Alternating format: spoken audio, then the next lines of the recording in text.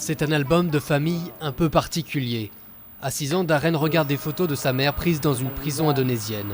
Mary-Jane attend son exécution pour avoir importé de l'héroïne dans sa doublure de valise. Mais pour ses parents, c'est un gang international qui a mis la drogue à son insu.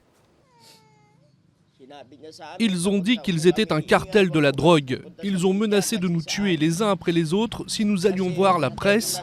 Ils ont menacé de tuer ma fille en Indonésie.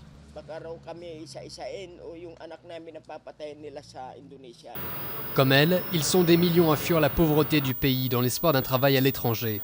Des cibles faciles pour les cartels de la drogue à la recherche de mules. Plus de 800 Philippins se retrouvent ainsi derrière les barreaux à travers le monde, dont 41 dans les couloirs de la mort, pour la plupart en Chine ou en Malaisie. Pourtant, le gouvernement assure qu'il fait son maximum pour prévenir ses citoyens.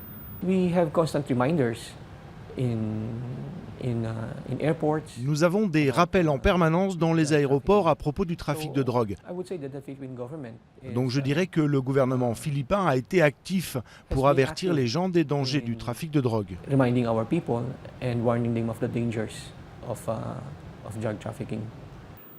Mais d'après les associations de défense des droits de l'homme, la situation est souvent plus compliquée. Les trafiquants ciblent souvent des femmes vulnérables, tentées par de l'argent facile, piégées ou même menacées.